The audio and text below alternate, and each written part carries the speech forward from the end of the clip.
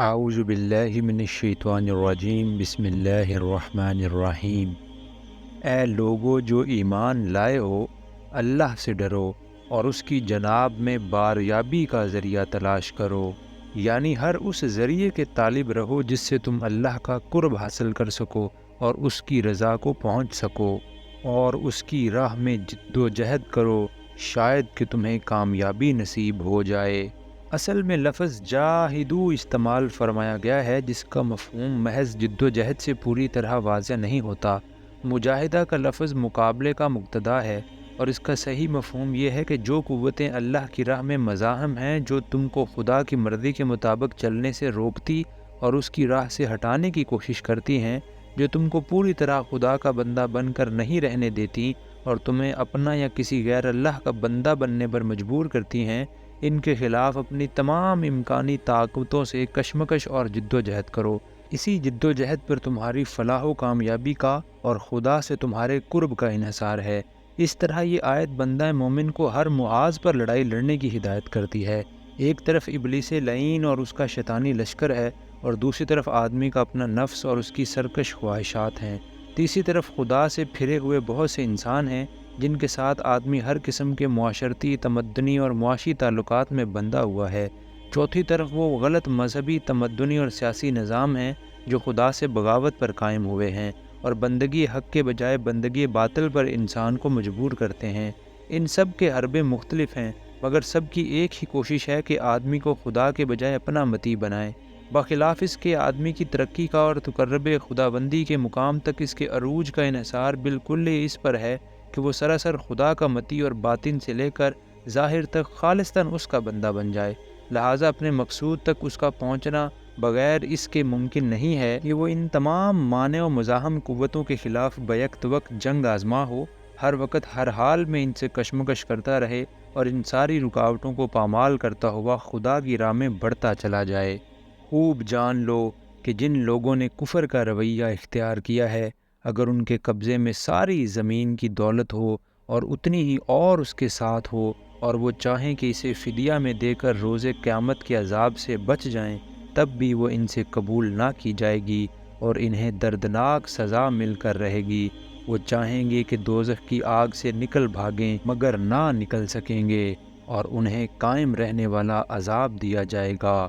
اور چور خواہ عورت ہو یا مرد، دونوں کے ہاتھ کاٹ دو، دونوں ہاتھ نہیں بلکہ ایک ہاتھ۔ اور امت کا اس پر بھی اتفاق ہے کہ پہلی چوری پر سیدھا ہاتھ کاٹا جائے گا۔ نبی صلی اللہ علیہ وسلم نے تصریح فرمائی ہے کہ اس سے معلوم ہوا کہ سرقے کا اطلاق خیانت وغیرہ پر نہیں ہوتا، بلکہ صرف اس فعل پر ہوتا ہے کہ آدمی کسی کے مال کو اس کی حفاظت سے نکال کر اپنے قبضے میں کر لے۔ پھر نبی صلی اللہ علیہ وسلم نے یہ ہدایت بھی فرمائی ہے کہ ایک ڈھال کی قیمت سے کم کی چوری میں ہاتھ نہ کاٹا جائے۔ ایک ڈھال کی قیمت نبی صلی اللہ علیہ وسلم کے زمانے میں بروایت عبداللہ بن عباس 10 درہم، بروایت ابن عمر 3 درہم، بروایت انس بن مالک 5 درہم اور بروایت حضرت عائشہ 1/4 دینار ہوتی تھی۔ اسی اختلاف کی بنا پر فقہاء کے درمیان کم سے کم نصاب سرقہ میں اختلاف ہوا ہے۔ امام ابو حنیفہ کے نزدیک سرقے کا نصاب 10 درہم ہے، اور امام مالک و شافعی اور احمد کے نزدیک 1/4 دینار۔ اس زمانے کے درہم میں 3 ماشا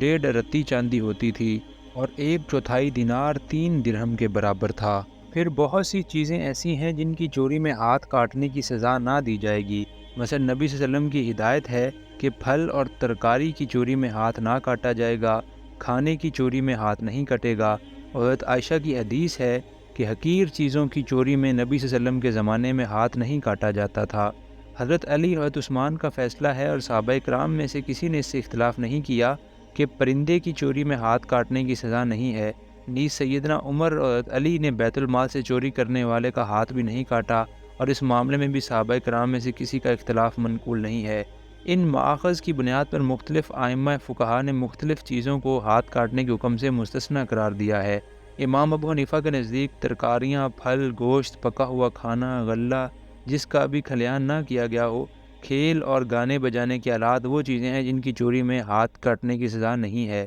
نیز جنگل میں چرتے ہوئے جانوروں کی چوری اور بیت المال کی چوری میں بھی وہ ہاتھ کاٹنے کے قائل نہیں ہیں۔ اسی طرح دوسرے ائمہ نے بھی بعض چیزوں کو اس حکم سے مستثنیٰ قرار دیا ہے، لیکن اس کے معنی یہ نہیں ہے کہ ان چوریوں پر سرے سے کوئی سزا ہی نہ دی جائے گی۔ مطلب یہ ہے کہ ان جرائم میں ہاتھ نہ کاٹا جائے گا، یہ ان کی کمائی کا بدلہ ہے اور اللہ کی طرف سے عبرت ناک سزا ہے۔ اللہ کی قدرت سب پر غالب ہے اور وہ دانا و بینا ہے۔ پھر جو ظلم کرنے کے بعد توبہ کر لے اور اپنی اصلاح کر لے تو اللہ کی نظر عنایت پھر اس پر مائل ہو جائے گی۔ اس کا یہ مطلب نہیں ہے کہ اس کا ہاتھ نہ کاٹا جائے، بلکہ مطلب یہ ہے کہ ہاتھ کٹنے کے بعد جو شخص توبہ کر لے اور اپنے نفس کو چوری سے پاک کر کے اللہ کا صالح بندہ بن جائے، وہ اللہ کے غضب سے بچ جائے گا اور اللہ اس کے دامن سے اس داغ کو دھو دے گا۔ لیکن اگر کسی شخص نے ہاتھ کٹوانے کے بعد بھی اپنے آپ کو بدنیتی سے پاک نہ کیا اور وہی گندے جذبات اپنے اندر پرورش کیے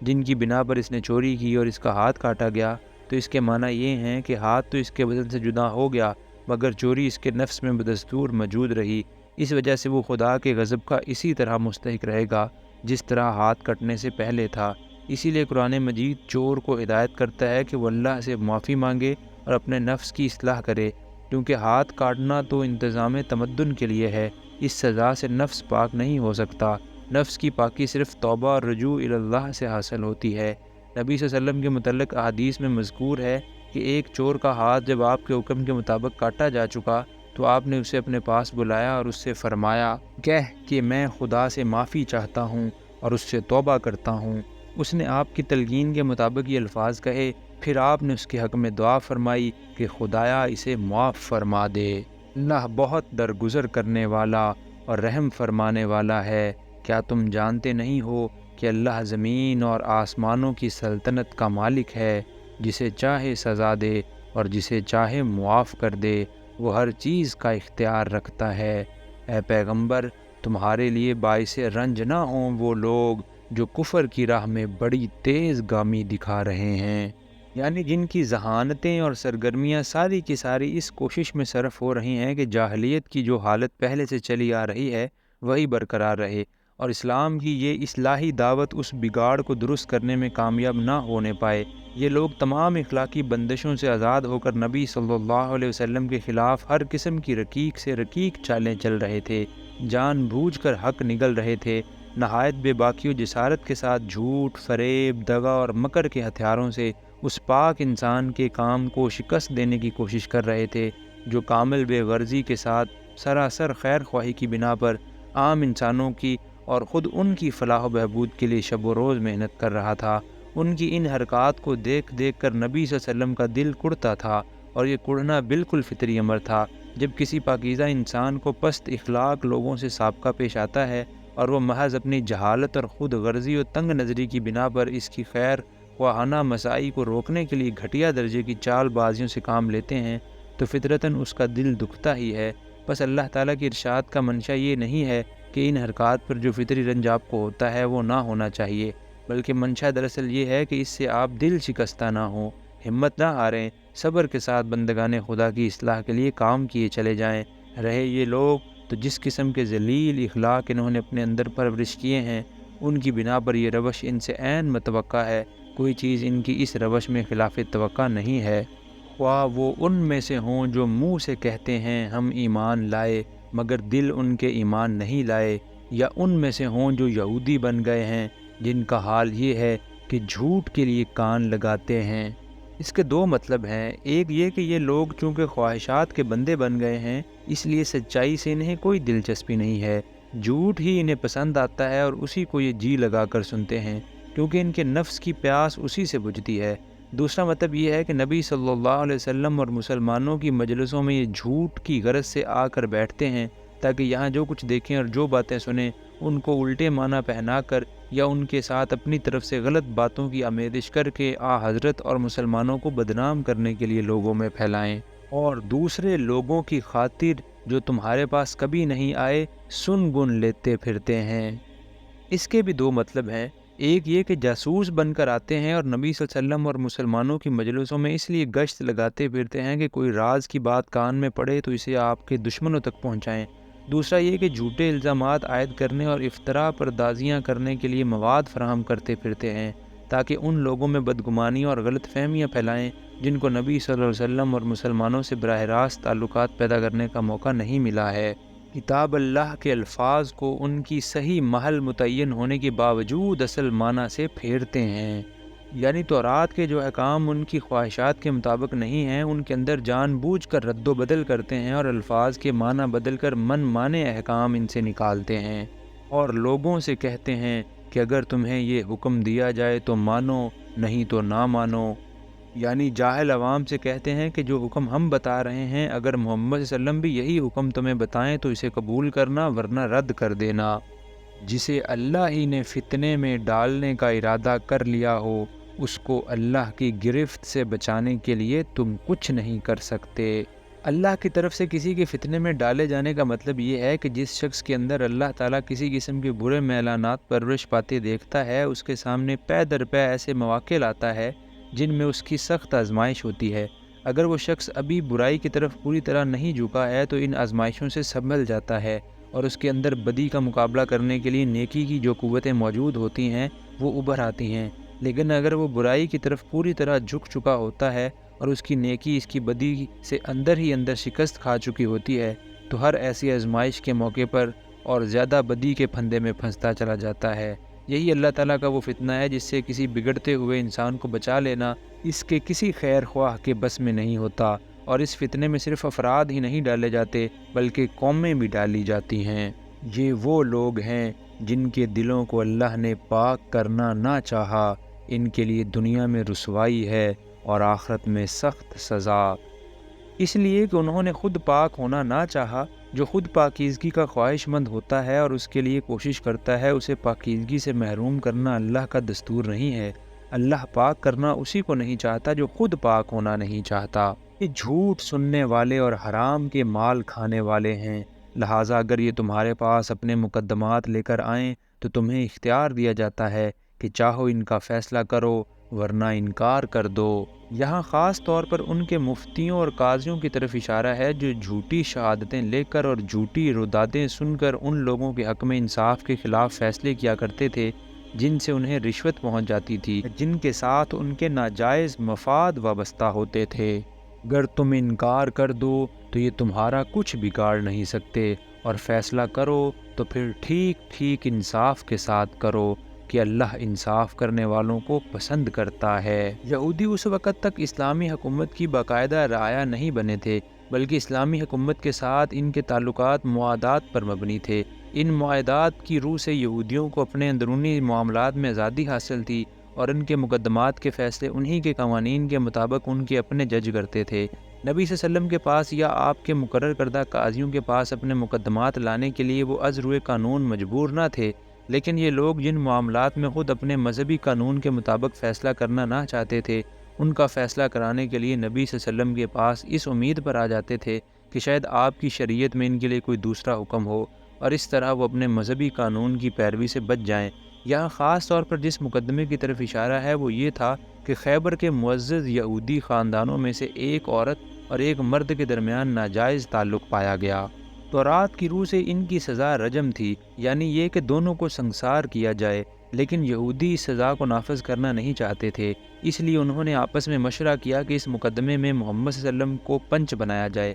اگر وہ رجم کے سوا کوئی اور حکم دیں تو قبول کر لیا جائے، اور رجم ہی کا حکم دیں تو نہ قبول کیا جائے۔ چنانچہ مقدمہ آپ کے سامنے لایا گیا، آپ نے رجم کا حکم دیا، انہوں نے اس حکم کو ماننے سے انکار کر دیا۔ اس پر آپ نے پوچھا تمہارے مذہب میں اس کی کیا سزا ہے؟ انہوں نے کہا کوڑے مارنا اور منہ کالا کر کے گدھے پر سوار کرنا۔ آپ نے ان کے علماء کو قسم دے کر ان سے پوچھا کیا تورات میں شادی شدہ زانی اور زانیہ کی یہی سزا ہے؟ انہوں نے پھر وہی جھوٹا جواب دیا، لیکن ان میں سے ایک شخص ابن سوریہ جو خود یہودیوں کے بیان کے مطابق اپنے وقت میں تورات کا سب سے بڑا عالم تھا، خاموش رہا۔ آپ نے اس سے مخاطب ہو کر فرمایا کہ میں تجھے اس خدا کی قسم دے کر پوچھتا ہوں جس نے تم لوگوں کو فرعون سے بچایا اور طور پر تمہیں شریعت عطا کی، کیا واقعی تورات میں زنا کی یہی سزا لکھی ہے؟ اس نے جواب دیا کہ اگر آپ مجھے ایسی بھاری قسم نہ دیتے تو میں نہ بتاتا۔ واقعہ یہ ہے کہ زنا کی سزا تو رجم ہی ہے، مگر ہمارے ہاں جب زنا کی کثرت ہوئی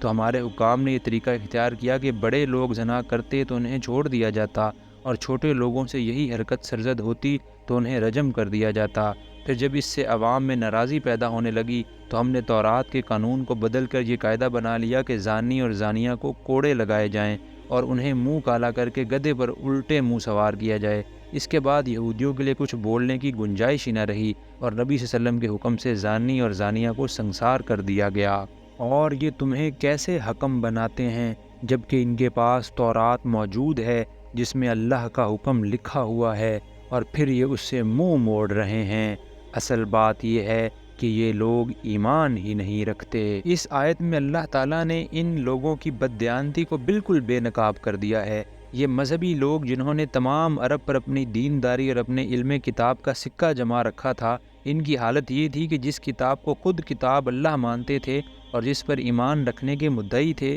اسی کے حکم کو چھوڑ کر نبی صلی اللہ علیہ وسلم کے پاس اپنا مقدمہ لائے تھے، جن کے پیغمبر ہونے سے ان کو بدشت انکار تھا۔ اس سے یہ راز بالکل فاش ہو گیا کہ یہ کسی چیز پر بھی صداقت کے ساتھ ایمان نہیں رکھتے۔ دراصل ان کا ایمان اپنے نفس اور اس کی خواہشات پر ہے۔ جسے کتاب اللہ مانتے ہیں اس سے صرف اس لیے منہ موڑتے ہیں کہ اس کا حکم ان کے نفس کو ناگوار ہے، اور جسے معاذ اللہ جھوٹا مدعی نبوت کہتے ہیں، اس کے پاس صرف اس امید پر جاتے ہیں کہ شاید وہاں سے کوئی ایسا فیصلہ ہو جائے جو ان کے منشا کے مطابق ہو۔